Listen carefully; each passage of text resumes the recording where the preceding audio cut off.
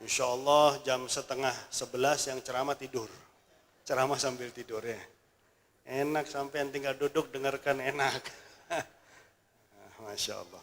Nah, kita duduk lama aja, kita bangun geser dulu, pegang bekas tempat duduk kita. Hangat. Karena hangat tubuh yang berpisah dari tubuh kita. Tapi tidur lebih lama. Makanya hangatnya agak lama. Tapi nggak lama, semenit hilang. Kalau memang ranjang Anda tuh sampai setengah jam masih hangat, Anda periksa bawah ranjang Anda berarti ada kompor. Sengaja Anda dibangunkan oleh istri Anda lewat kompor, supaya cepat bangun. Karena hangatnya nggak sampai 1 menit. Subhanallah. Allah sendiri yang menyatakan, saya mengembalikan Nabi Muhammad dari Isra wal Mi'raj sebelum dingin, masih hangat. Hanya berapa detik saja perjalanan Isra wal Mi'raj. Subhanallah. Maka pantas Allah memulai ayatnya dengan Subhanalladzi. Karena ini kejadian yang luar biasa. Padahal jarak yang ditempuh oleh Nabi Muhammad malam itu sangatlah panjang. Sangatlah panjang. Dari Masjidil Haram, Mekah ke Palestina. Sekarang pesawat yang tercepat paling 1 jam. PP 2 jam. Dari Palestina naik ke langit. Bumi dan matahari saja jaraknya sekitar 150 juta kilometer. 150 juta. Saya tahu karena saya dikasih tahu sama orang. Sama mahasiswa ya. Saya pernah ceramah di UNER Surabaya, Universitas Airlangga. Saya tanya tentang jarak bumi dan matahari. Nggak ada yang jawab. Masya Allah. Padahal ini maha. Siswanya itu maha. Paling tinggi. Ya. Yang jawab 1 mahasiswi. 150 juta kilometer. Masya Allah. Semoga dapat suami yang soleh, saya bilang. Saya doakan langsung ya. Ini baru bumi dan matahari. Matahari masih di bawah langit. Anggaplah 2 kali lipat ke langit, 300 juta kilometer. Jauh apa enggak jauh? Jauh, balik papan berapa kali itu. Baru langit pertama. Jarak langit pertama sampai langit kedua lebih jauh daripada bumi dan langit pertama. Anggaplah 2 kali lipat, 600 juta kilometer. Dari bumi sampai langit kedua sudah 900 juta kilometer. Itu aja nggak mungkin. Dengan kekuatan manusia sekuat apapun, kepintaran manusia sepintar apapun, nggak mungkin bisa menempuhnya dengan hanya hitungan detik. Masjidil Haram ke Palestina aja nggak mungkin hitungan detik. Subhanallah. Belum dalam Isra ada banyak kejadian yang dialami oleh Nabi Muhammad. Bukan hanya langsung serta-merta dari Masjidil Haram ke Masjidil Aqsa, bukan. Tapi masih mampir. Inzil fasalli hahuna, katanya malaikat Jibril. Turunlah dan salatlah di sini. Setelah salat 2 rakaat, ditanya oleh malaikat Jibril, hal at-tadri aina sallaita? Apakah engkau tahu di mana engkau salat? Tidak tahu, kata Rasulullah. La adri, sallaita bit-Taibah wa ilaiha al-muhajarah. Kamu salat di tempat namanya Taibah dan kamu akan hijrah ke Taibah ini. Nama lain dari Madinah adalah Taibah. Ada qasidahnya, ya Taibah, ya Taibah, ya Zawal ayana ushtugna lik wal hawa nadana. Itu Taibah, nama lain dari Madinah. Kemudian naik lagi, turun yang kedua. Disuruh sholat 2 rakaat. Ditanya, apakah engkau tahu di mana kamu sholat? Enggak tahu. Salata bi syajara Musa. Kamu sholat di pohon yang dipakai bersandar oleh Nabi Allah Musa di Madian. Madian itu sekarang Yordania. Saya barusan datang dari Yordania dan saya datang ke Madian ini. Ke tempat, tapi pohonnya sudah enggak ada. Yang ada hanya bekas air yang oleh Nabi Allah Musa dipergunakan untuk memberikan minum 2 putri Nabi Allah Syuaib. Airnya tuh, bekas tempat airnya tuh masih ada. Karena saya ke Yordan, saya sama ulama sana, jadi diantarkan ke tempat-tempat yang bersejarah. Dibilang pohon Nabi Allah Musa tuh ada di sekitar sini, yang dipakai oleh Rasulullah sholat 2 rakaat ketika malam Isra wal Mi'raj.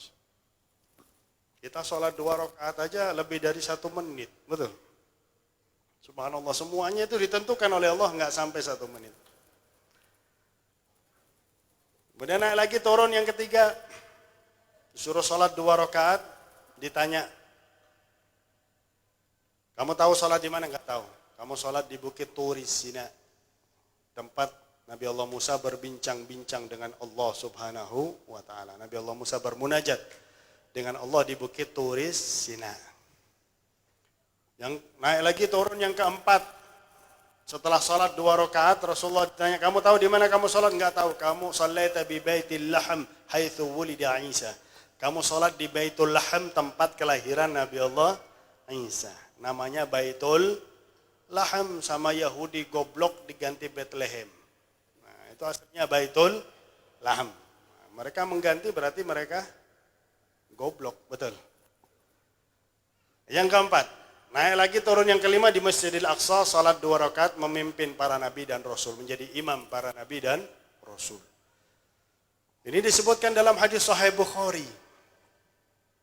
Jadi ini adalah dalil Rasulullah yang masih hidup bisa bertemu bahkan berbincang-bincang dengan 123.999 nabi.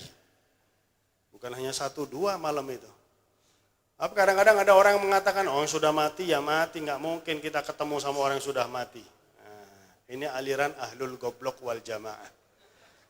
Nah, sebab mereka ngakunya ahlus sunnah wal jamaah. Kita bilang, kok enak, Anda tuh ahlul goblok wal jamaah. Maulid aja nggak mau, berarti goblok Anda. Tahlil aja nggak mau, berarti Anda ini goblok. Ya, gobloknya nggak hanya sekali 2 kali tuh, berkali-kali. Nauzubillahi min dzalik. Bahkan Nabi Allah Musa ketika Isra melihat Nabi Allah Musa, disebutkan oleh Sayyid Muhammad bin Ala al-Maliki dalam kitabnya Anwarul Bahiyah fi Dzikril Isra wal Mi'raj Khairil Bariyah. Rasulullah melihat Nabi Allah Musa yusalli fi qabrihi fi Kathibil Ahmar. Salat di kuburnya di tempat namanya Kathibil Ahmar. Jadi di sini katanya Sayyid Muhammad bin Ali al-Maliki, Rasulullah juga ziarah dalam perjalanan Isra wal Mi'raj. Mampir ke tempat-tempat, ya ini pohonnya Nabi Musa, ini tempat bermunajatnya Nabi Musa, ini tempat kelahiran Nabi Allah Ismail. Mampir ke tempat-tempat bersejarah. Ini kadang-kadang kita, wah ziarah kubur, syirik. Wah, seenaknya saja mereka mengecap orang syirik. Nauzubillahi min dzalik. Dan memang sudah disebutkan dalam hadis Sahih Muslim, kelak katanya Rasulullah ada orang di akhir zaman, ada orang yang hafal Quran. Mereka kebanyakan hafal Quran.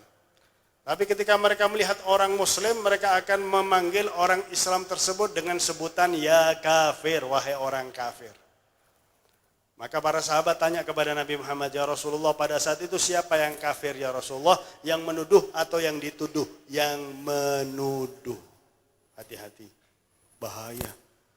Man kaffara musliman faqad kafar. Barang siapa yang mengkafirkan orang Islam, dirinya telah kafir. Na'udzubillahi min dzalik. Nah, hadirin hadirat yang dimuliakan oleh Allah, setelah salat 2 rakaat barulah Rasulullah Mi'raj. Ini baru 300 sekitar 300 juta kilometer. Tapi begitu sampai langit nggak serta-merta masuk. Langit memang nggak kelihatan pintunya dari sini. Meskipun Anda pakai teleskop yang canggih, nggak bakal kelihatan pintunya langit. Kalau kita baca surat Amma atau An-Naba, Amma yatasaalun 'anil naba'il 'azim alladzi hum fihi mukhtalifun. Kalla thumma, di tengah-tengah surat tersebut, wa futihatis samaa'u fakanat abwaba. Insyaallah anak kecil ini hafal surat Amma. Yang tua-tua sudah lupa. Wajar sudah tua. Hafalnya qul huwallahu ahad aja, alhamdulillah masih hafal qul huwallahu ahad, enggak apa-apa. Itu surat favoritnya. Surat favorit. Bahkan ada diceritakan oleh Nabi orang jauh dari siksa neraka berkat qul huwallahu ahad. Karena cintanya sama qul huwallahu ahad. Termasuk ulun pian insyaallah. Amin ya rabbal alamin. Lebih cinta katanya. Nah, wa futihatis sama, nanti kelak di hari kiamat langit itu akan terbuka dan langit memiliki abwab, pintu yang sangat banyak. Jadi Jibril ketika akan masuk ke langit pertama ngetok pintu. Itu setiap langit diketok pintu. Tok tok tok. Yang jaga pintu langit namanya malaikat Ismail. Malaikat Ismail. Untuk satu pintu langit, malaikat Ismail itu punya 70.000 anak buah malaikat. Yang masing-masing anak buahnya punya 70.000 anak buah malaikat. 70.000 kali 70.000. Berapa? Yang masih sekolah? 4.900.000.000. Saya sudah ngitung sebabnya. 4.900.000.000 malaikat satu pintu aja yang jaga. Karena mungkin saking besarnya, karena juga untuk menjaga. Karena dulu sebelum kelahiran Nabi Muhammad, langit itu tidak dijaga. Sehingga setan itu bebas masuk.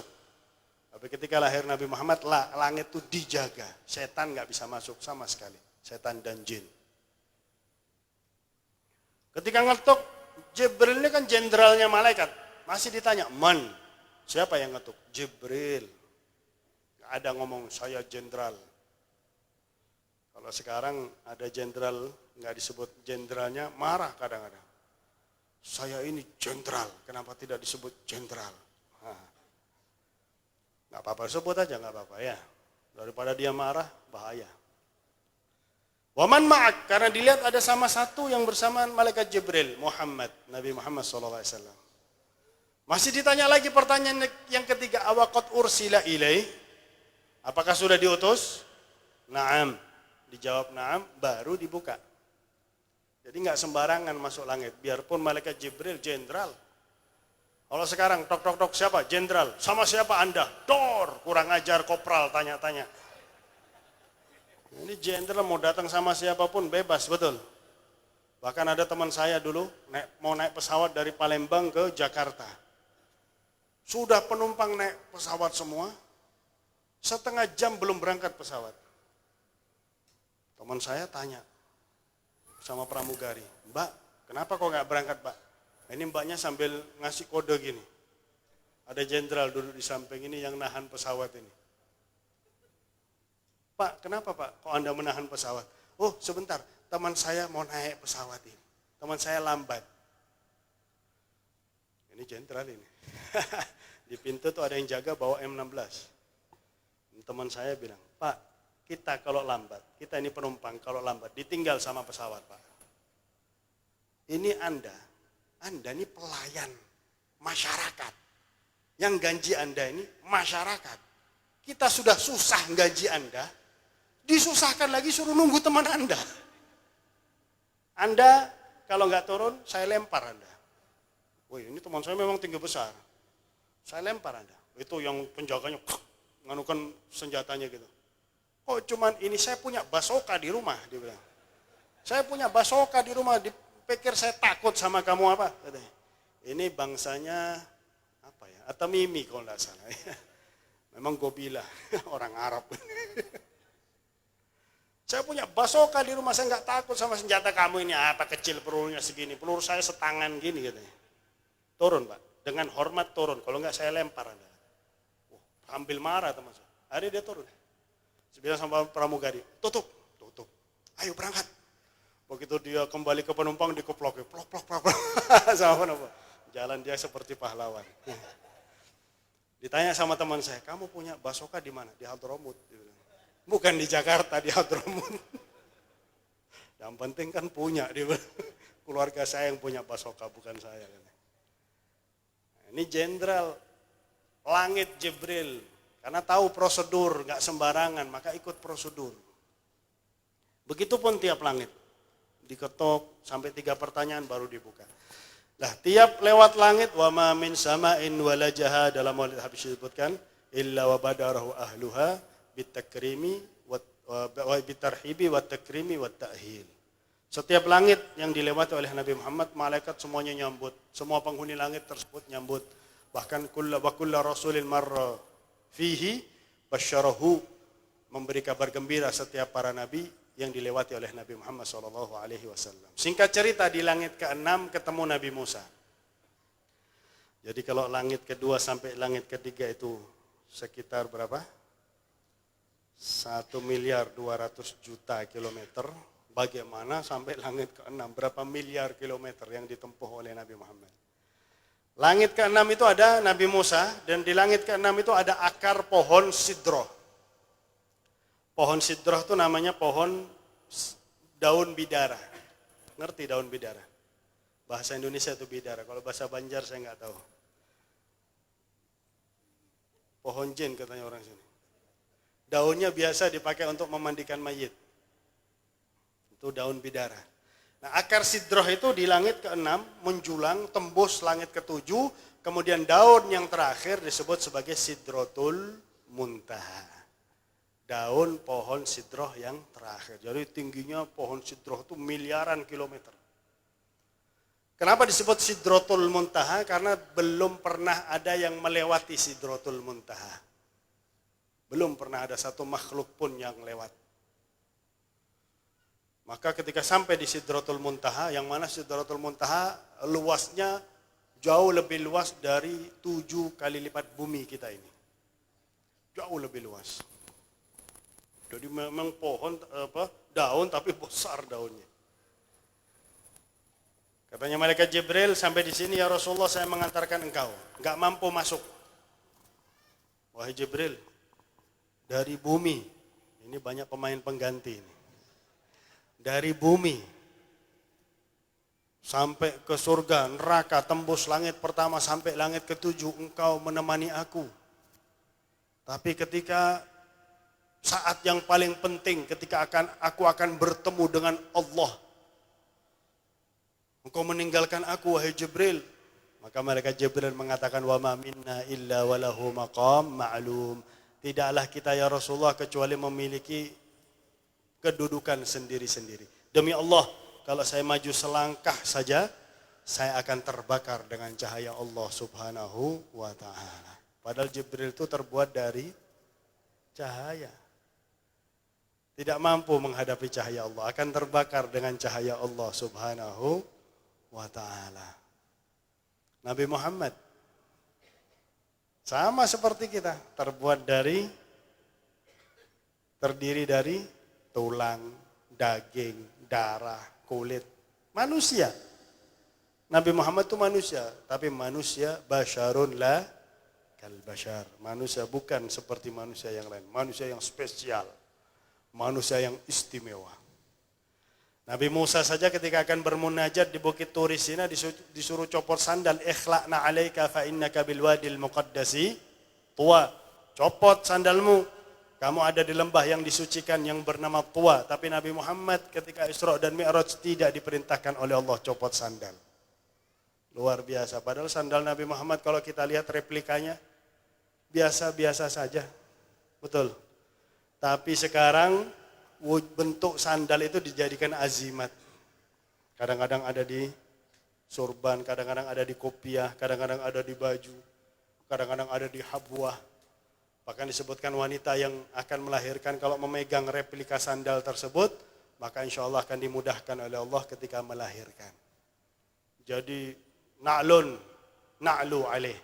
Sandal yang kita menjadi mulia karena sandalnya Nabi besar Muhammad sallallahu alaihi wasallam. Buruk juga enggak tembus.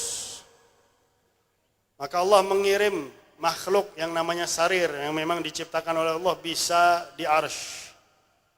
Rasulullah duduk di sarir tersebut, mulai sarir tersebut membawa Rasulullah menghadap Allah subhanahu wa ta'ala. Akan tapi dalam hadis Bukhari, Rasulullah sendiri telah mengatakan barang siapa man za'ima anna Muhammadan ra'a rabbahu fi lailatul Isra wal Mi'raj faqad iftara 'ala Allahil kadhiba. Barang siapa yang menyatakan malam Isra wal Mi'raj Rasulullah melihat Allah secara langsung berarti telah bohong kepada Allah subhanahu wa ta'ala. Memang ada perbedaan pendapat tentang Rasulullah melihat Allah. Bertemu tanpa melihat itu bisa. Bertemu tanpa melihat, misalnya saya ada dalam ruangan, Habib Fahmi di sebelah sini. Kita ketemu tapi tanpa melihat. Saling berbicara tanpa melihat itu bisa saja. Dan bagaimana pertemuan tersebut hanya Allah subhanahu wa ta'ala yang tahu. Kalau kita belajar Aqidatul Awam disebutkan min ghairi kaifin wan hisar. Tapi kalau di Aqidatul Awam disebutkan wa qabla al-hijrati nabil Isra min qudsil lailan lil qudsi yudra. Wa ba'da al-isra'i uruju lis-sama hatta ra'a an-nabiyyu rabban kallama min ghairi kaifin wa inhisarin waftarat alaihi khamsan ba'da khamsina farad. Kalau Aqidatul Awam disebutkan ra'a. Rasulullah melihat Allah Subhanahu wa taala. Wa kallama, dan berbincang-bincang dengan Allah. Kemudian min ghairi kaifin, dengan tanpa bagaimana, kita nggak usah tanya. Itu adalah kekuasaan Allah. Nggak akan bisa dicapai dengan otak kita. Otak kita ini terbatas, jangan dipaksa. Wa ma utitu minal ilmi illa qalila. Tidaklah kalian dikasih ilmu kecuali sedikit. Jangan maksa. Katanya Cak Lontong bisa konslet otak Anda. Ya, bisa gila Anda. Nauzubillahi min dzalik. Wan hisar, dan juga tanpa batasan di mana ketemunya. Itu nggak boleh ditanyakan. Hanya Allah yang tahu. Karena Allah yang menentukan pertemuan tersebut. Rasulullah ketika merasakan kehadiran Allah, beliau mengucapkan salam penghormatan. At-tahiyyatul mubarakatus salawatut tayyibatu lillah. Dijawab oleh Allah Subhanahu wa taala. Assalamu alayka ayyuhan nabiyyu wa rahmatullahi wa barakatuh. Ini pesan guru saya Al-Habib Umar kepada Al-Habib Quraisy bin Qasim Baharun, ya Quraisy, kalau setiap hari engkau mengucapkan 100 Assalamu alayka ayyuhan nabiyyu wa rahmatullahi wa barakatuh, mustahil engkau tidak direspon oleh Rasulullah sallallahu alaihi wasallam. Jadi silakan diamalkan 100 kali saja sehari. Assalamu alayka ayyuhan nabiyyu wa rahmatullahi wa barakatuh. Insyaallah direspon oleh Nabi, bisa ketemu dengan Nabi besar Muhammad sallallahu alaihi wasallam. Di saat yang luar biasa itu biasanya orang kalau sudah ketemu dengan pimpinan dan lain sebagainya lupa sama yang lain. Yang penting saya, bagaimana caranya saya ini bisa mendapatkan untung besar. Tapi Rasulullah tidak pernah lupa sama umatnya. Umatnya yang selalu ada di pikiran Rasulullah SAW. Bahkan Al-Habib Taufik bin Abdul Qadir As-Segaf, beliau mengatakan Rasulullah itu punya cita-cita hanya satu. Apa cita-citanya Rasulullah? Ngumpul sama umatnya di surganya Allah Subhanahu wa taala. Itu cita-citanya Nabi besar Muhammad sallallahu alaihi wasallam.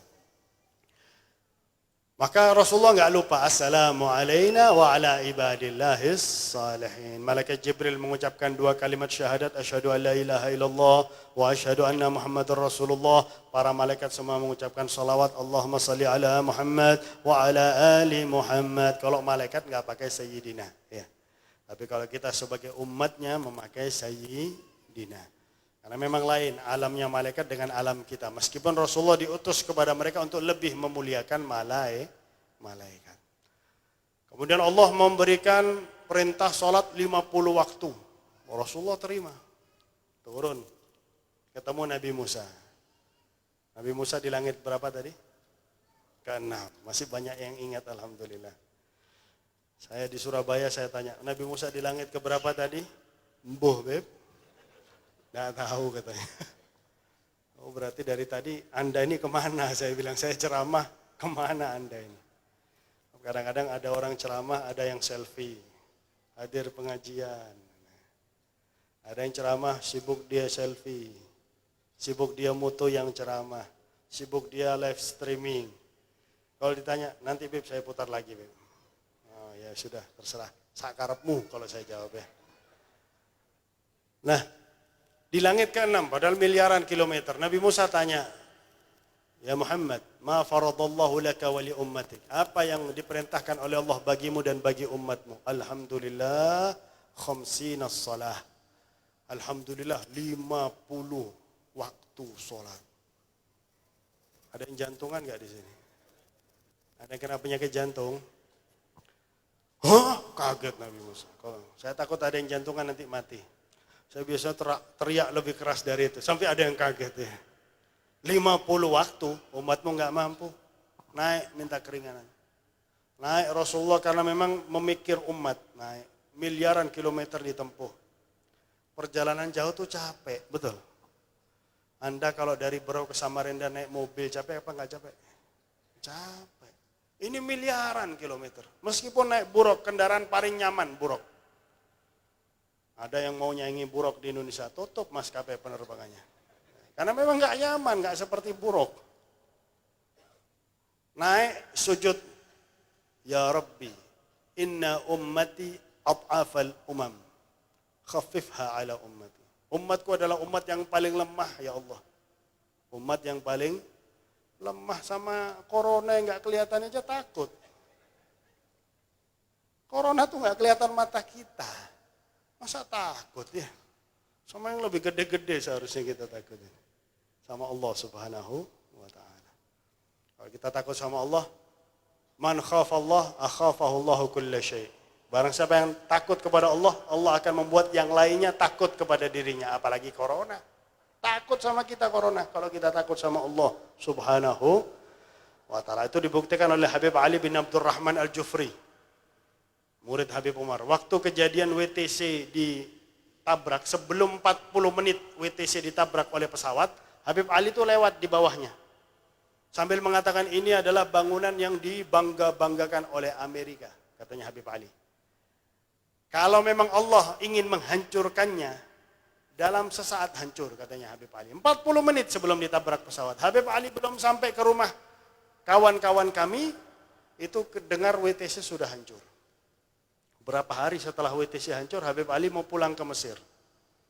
Beliau tetap pakai jubah, pakai imamah, jenggotnya nggak dicukur. Orang-orang, murid-murid bilang, murid-murid Habib Ali yang di Amerika, Habib coba nyamar Habib, jenggotnya dicukur, pakai celana panjang, nyamar Habib supaya aman. Takutnya nanti antum ditangkap Habib, di penjara Habib. Sekarang diintimidasi. Berapa hari setelah kejadian itu orang-orang Islam diintimidasi. Ada wanita bercadar saja dipukuli sama warga Amerika. Padahal wanita tua sudah. Habib Ali bilang, kalau betul saya takut, bukannya nguji ya, bukan. Kalau betul saya takut kepada Allah, mereka semua akan takut kepada saya. Sampai santri-santri beliau itu nggak berani ngantarkan beliau. Nggak berani turun dari mobil. Beliau turun sendiri bawa tas masuk ke dalam. Dengan jenggotnya, dengan imamahnya, dengan surbannya. Itu pegawai imigrasi, tentara, nggak ada yang bicara sama sekali. Ditok-tok, naik pesawat sampai Mesir selamat. Subhanallah. Apalagi cuman corona. Takut sama orang yang takut sama Allah Subhanahu wa ta'ala. Yang perlu kita perbesar itu takut kepada Allah Subhanahu wa ta'ala. Hadirin hadirat yang dimuliakan oleh Allah. Diturunkan 5 oleh Allah, turun lagi Nabi Muhammad kepada Nabi Musa. Berapa sekarang? Alhamdulillah 45. Oh, masih kaget Nabi Allah. 45 banyak. Naik lagi kamu minta keringan. Saya ini sudah makan asam garam sama umat. Memang umat yang paling kurang ajar tuh Bani Israel. Nabinya aja nggak cocok dibunuh. Nabi Allah Yahya dibunuh oleh Bani Israel, nggak cocok. Nabi Musa ketika ngajak masuk ke Mesir, apa katanya Bani Israel? Idhab anta wa rabbuka faqatila inna hahuna qaidun. Pergilah kamu sama Tuhanmu berperang berdua sana. Kita nunggu hasilnya. Menang kita masuk. Kurang ajar nggak umat seperti ini? Habib Fahmi ngajak ayo ke pengajian. Udah Beb, pian sendiri aja Beb. Kita streaming aja pengajiannya. Pian pakai mata dajjal aja Beb. Pakai apa namanya itu? CCTV. Kan CCTV matanya satu ya, mata dajjal. Kita dari rumah aja Beb, itu streaming, sambil ngerokok, sambil santai. Di majelis pian nggak bisa ngerokok Beb katanya. La ilaha illallah, ini murid Bani Israel namanya. Na'udzubillahi min dzalik. Makanya jangan heran kalau Bani Israel sampai sekarang kurang ajar. Bangsa yang paling kurang ajar memang Bani Israel sampai sekarang. Tapi mereka sudah dijanjikan oleh Allah. Suatu saat mereka akan dibinasakan oleh Allah. Bahkan suatu saat mereka akan lari-lari dari kejaran umat Islam sehingga batu pohon yang mereka pergunakan untuk sembunyi akan ngomong, umat Islam di balik saya ada Yahudi. Bunuh. Itu akan datang sebelum hari kiamat. Nah hadirin hadirat yang dimuliakan oleh Allah. Naik lagi diringankan 5. Setiap naik diringankan 5. Jadi 9 kali naik. Betul? Betul enggak? 50 tiap naik dikurangi 5. Sudah selesai 5, Nabi Musa tanya berapa? 5. Aduh masih banyak 5. Ini orang bro gimana 5 banyak? Banyak. Anda bilang banyak, ditempelin Jibril Anda. Kesal Jibril sama Anda. Ini sudah Nabi memperjuangkan sampai 10 kali ketemu Allah Subhanahu wa taala, akhirnya cuma 5 masih bilang banyak. Nauzubillahi min dzalik. Tapi kalau menurut abah saya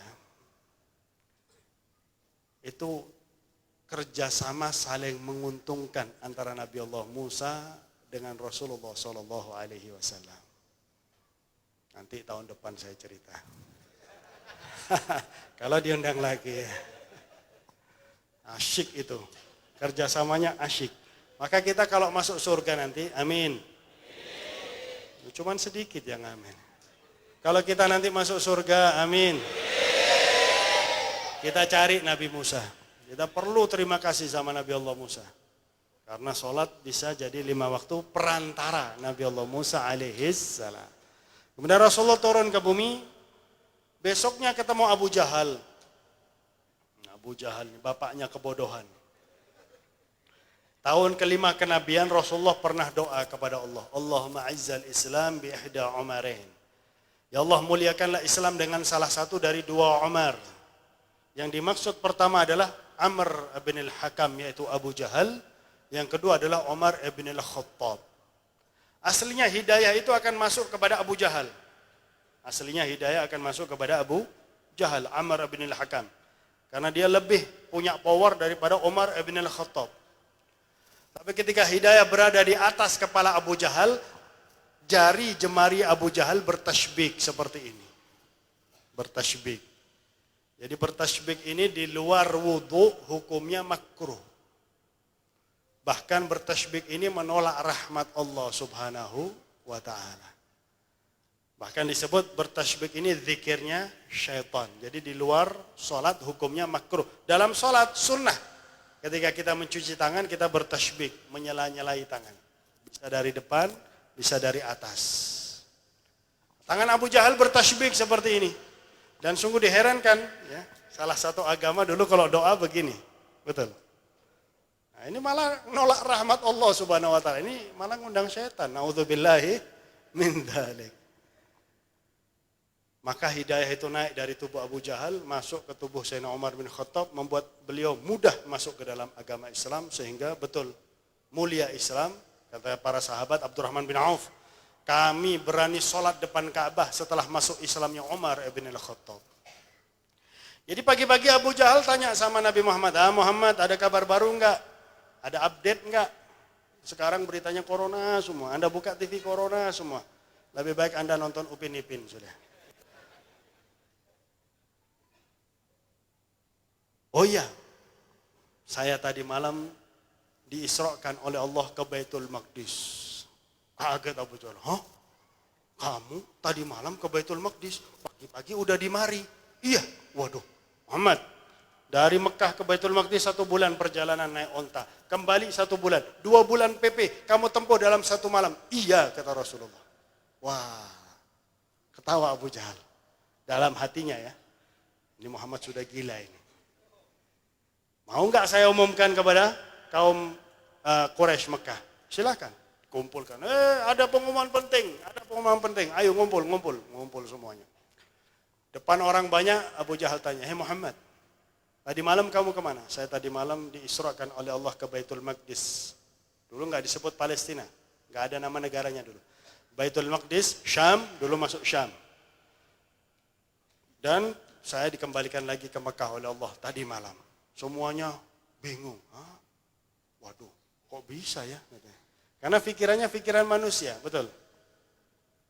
Sama seperti ada satu semut Surabaya, saya bawa ke Berau. Semut mau ke Berau, mau Beb? Ikut, saya masukkan kantong. Begitu sampai di Berau, saya turunkan, dia bicara sama semut Berau, bicara sama ratu semut Berau. Oh, jalan-jalan ke sungai apa ini? Sega, minum dari sungai Sega. Wah. Sudah 1 jam, ayo balik Surabaya, balik.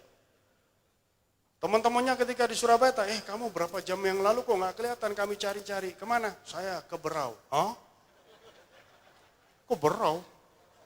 Berapa jam yang lalu habis subuh kelihatan, terus kamu bilang sekarang dari Berau. Gila Kak. Kita kalau jalan ke Berau Semut dari Surabaya jalan ke sini, berapa tahun baru nyampe, betul? Kapan nyampe Beraunya? Nggak sampai Berau udah mati. Kamu kok bisa tiba-tiba hanya berapa jam? Karena memang bukan keinginan si semut, karena keinginan yang bawa semut. Begitu juga bukan keinginan Rasulullah, keinginan yang menciptakan Rasulullah Sallallahu Alaihi Wasallam. Maka si Abu Jahal ingin mempermalukan Nabi Muhammad. Dia membawa orang yang 7 tahun ngurus Masjidil Aqsa.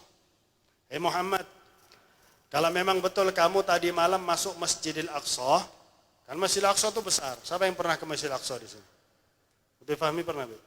Sama ya. Saya juga belum. Saya cuma ke Yordan kemarin.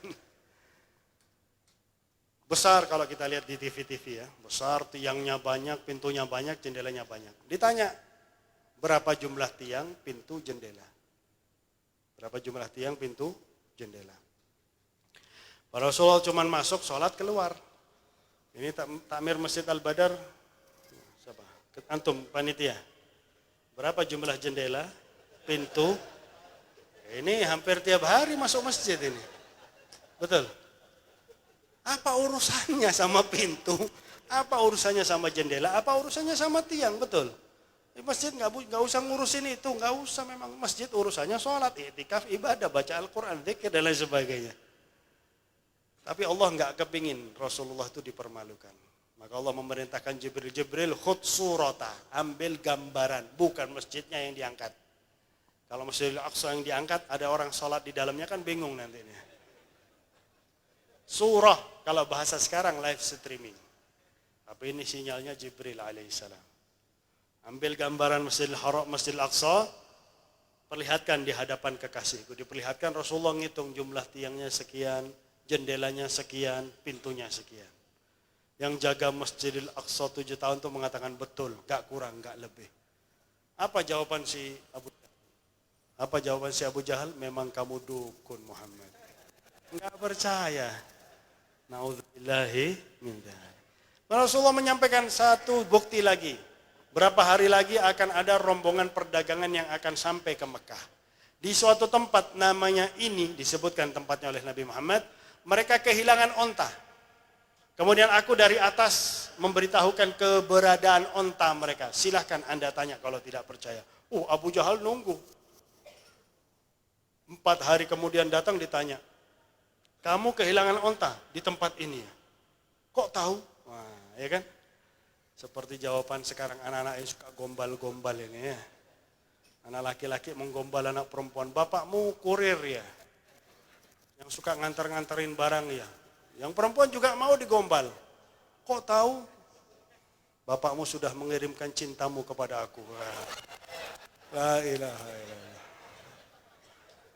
Padahal tanya Abi Fahmi, kalau gombal di Jawa itu kain pel. Yang dijagain pel-pelan itu namanya gombal. Dipakai untuk merayu perempuan sekarang gombalin. Na'udzubillahi.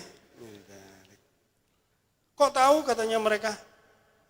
Terus katanya ada suara yang menyampaikan kepada engkau di mana keberadaan onta kamu hilang. Iya betul. Kami cari di tempat yang disebut oleh suara tersebut, ternyata memang ada di situ onta kami. Si Abu Jahal bukannya malah percaya, malah wah betul-betul dukun Muhammad ini. La ilaha illallah. Nah hadirin hadirat rahimakumullah. Kita kalau ada saudara kita yang pulang dari umroh, apalagi yang berhasil umroh sekarang ini ya. Karena 5 hari sudah ditutup. Nggak bisa tawaf, nggak bisa sa'i. Kalau tawaf bisa ngelilingi masjid, sa'i yang nggak bisa. Sa'i hanya memang harus Safa dan Marwah.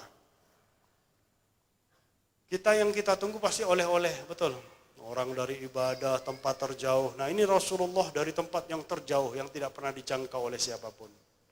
Dan tidak ada manusia yang ibadahnya melebihi ibadah Nabi Muhammad. Datang dari jauh bawa oleh-oleh buat kita yang namanya sholat. Sudah seharusnya kita senang dengan oleh-oleh tersebut.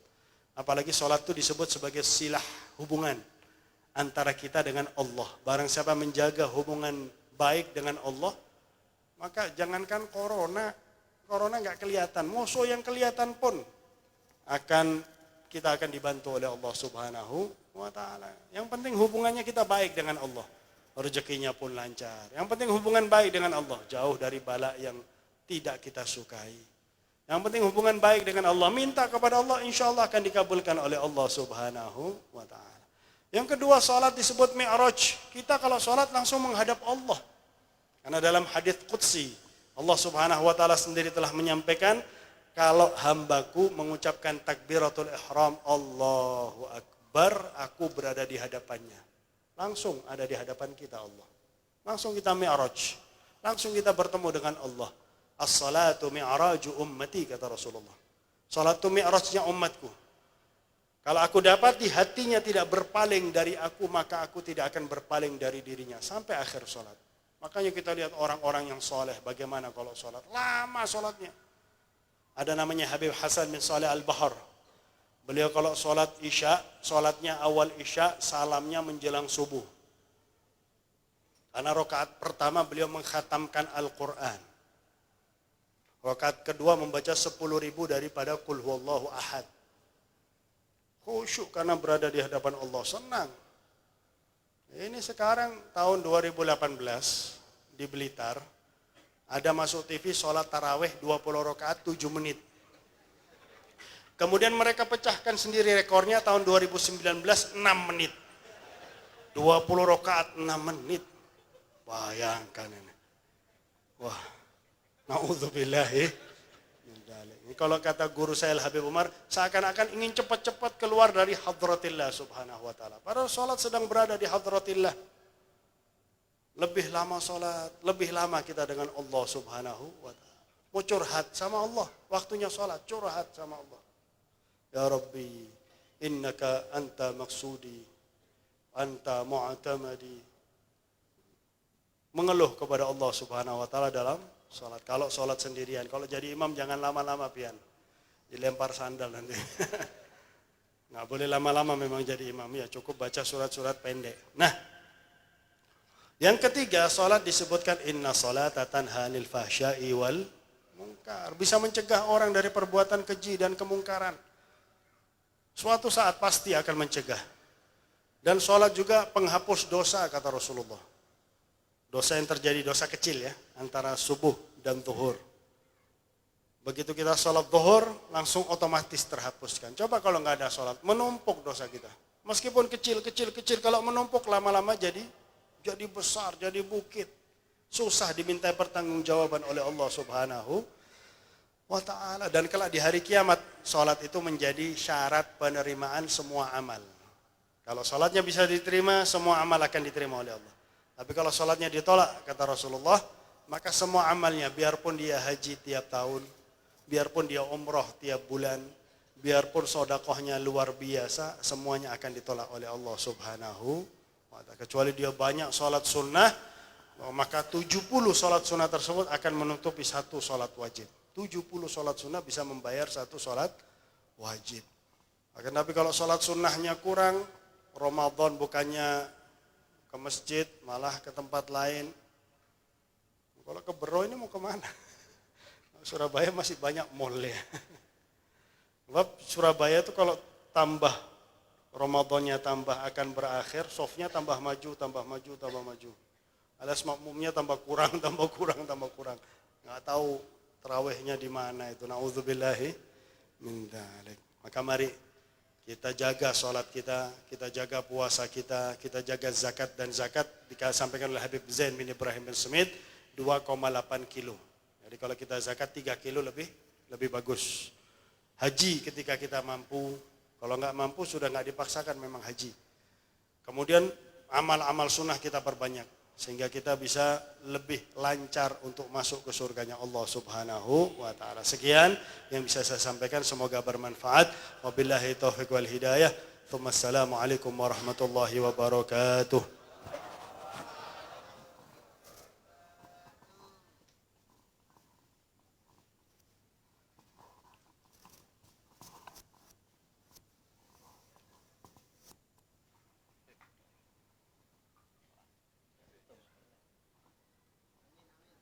Bismillahirrahmanirrahim. Alhamdulillahirabbil alamin. Allahumma shalli wa sallim ala sayyidina Muhammad wa ala ali sayyidina Muhammad.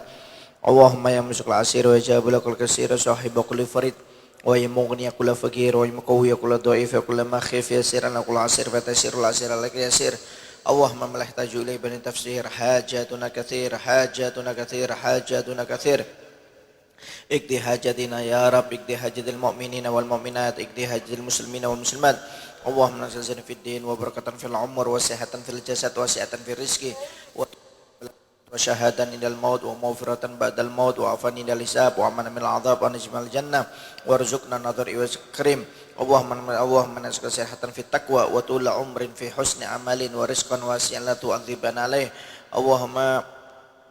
اللهم بارك في أولادي وفتهم ولا تدرهم وفقهم لطاعتك وارزقنا برهم برحمتك يا أرحم الراحمين ربي فري ولوالدي ربي فري ولوالدي ربي فري ولوالدي وارحمهما كما ربيانا صغيرا اللهم بارك لنا في رجب وشعبان وبلغنا رمضان اللهم بارك لنا في رجب وشعبان وبلغنا رمضان اللهم بارك لنا في رجب وشعبان وبلغنا رمضان ربنا آتنا في الدنيا حسنة وفي الآخرة حسنة وقنا عذاب النار وصلى الله على سيدنا محمد وعلى آله وصحبه وسلم والحمد لله رب العالمين تقبل الله منكم.